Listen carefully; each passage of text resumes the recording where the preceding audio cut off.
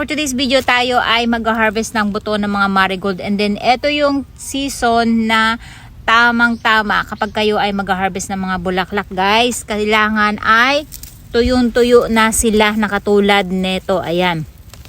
At meron tayong 5 marigold varieties. Sa mga nagtatanong kung mabaho daw ba yung marigold, guys, hindi po mabaho ang marigold. Napakabango ng marigold para sa akin. May pagka-mentol yung amoy niya. And bulaklak na nabibili nyo kung pupunta kayo sa sementeryo, yung may pagkaamoy ng bulaklak ng patay. So ganun ang amoy niya. Hindi siya mabaho, and I like marigold. Pati pag ginawa nyo siyang tsaa, guys, napakadami niyang benefits. Pwede nyo siyang gawing tsaa as is. Kapag pitas nyo niyan, tanggalin nyo lang yung petals at ilagay nyo sa inyong mainit na tubig. Pwede nyo na siyang inumin. At napakadali lang magpadami niyan, guys. Kaya pwede kayong mag-business, pwede kayong padami through buto or through tangkay. So next time yan yung ituturo ko sa inyo. Ang ginagawa lang natin ay namimitas tayo kasi napakadami niya ng buto para hindi masayang. At ito yung ibibigay natin kay Advenature. So ito, guys, hinayaan lang natin siya sa puno niya na maging brown bago natin siya i-harvest. Kasi kung i-harvest natin siya ng medyo green pa ay hindi siya pwedeng maitanim agad-agad ng matagalan. Kasi kapag fresh pa ay possible silang maging maamag yung ating mga buto. Lalo na kung magtataglamig na. So hindi nyo siya matatanim, masasayangan lang kayo. So eto, guys, ang itsura niya. Buksan lang natin. Ayan. At ganyan ang itsura ng ating singkamas. Ayan, nakikita nyo. So, sa isa niyan, guys, makaka-harvest na kayo kaagad ng at least 2 piraso. So, hindi pa tumitimbang ng kalahating kilo yun. Ayan. Kaya mas marami kayong itatanim, mas marami kayong maha-harvest na singkamas. Ayan, ganyan ang itsura niya. Sa pods niya, sabi nila kasi kinakain daw tong pods ng singkamas nung fresh pa to. Kaya lang takot akong kumain kasi kapag hindi ko nakilalang kainin. Etong pinaka-beans niya yata ang kinakain. Ayan. So, ganyan ang itsura ng ating mga seeds. Meron na tayo ulit pang tanim next year. So, ayan, guys, yung mga na-harvest natin na buto ng singkamas. Ayan. At hindi pa dyan nagtatapos yan. Hihimay-himayin pa natin siya isa-isa. Makikita nyo, guys, ganyan kagaganda yung kanyang bulaklak. At mga nagsasabi na mabaho yung marigold. Hindi po mabaho ang marigold. Parang mint yung amoy nila, guys. May pagka-mentol.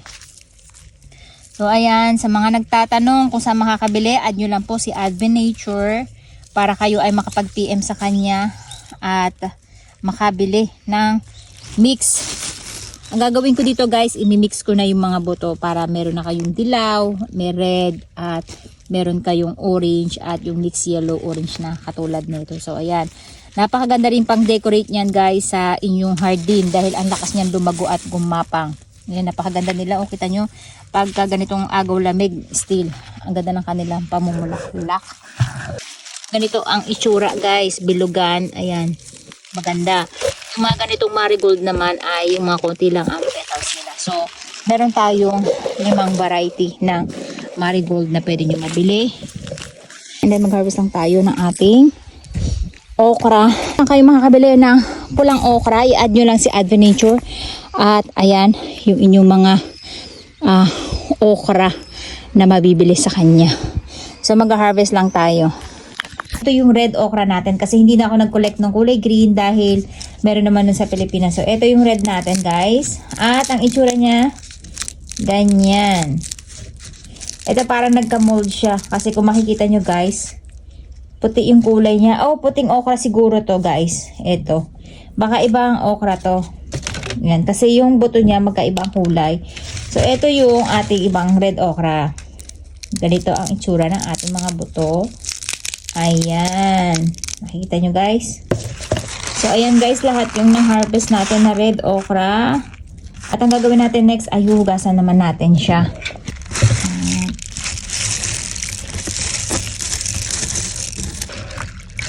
Wag na wag natin, guys, ibababad kasi magi-sprout siya once na binabad natin siya. Kaya yung mga gustong mag-sprout na mabilisan, 30 minutes ibabad nyo siya.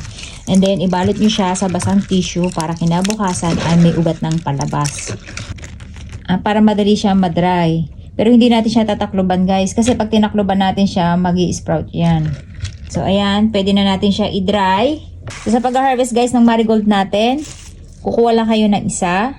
Tatanggalin nyo yung bulaklak sa ibabaw. Hahawakan nyo to. Ayan. Saka nyo, hilahin itong laman niya. Ayan. Hawakan nyo lang din. At tanggalin nyo lang yung balat sa ilalim. Sa gilid. Ayan. So, ayan. Ganyan ang itsura ng marigold seeds. Ayan.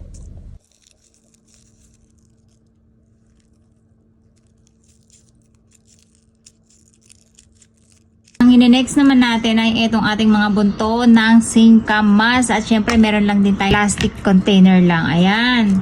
At bubuksan na natin. Medyo mahirap magbukas kapag ganitong tuyo-tuyo na guys. Kasi ayan, hindi natin mabiyak.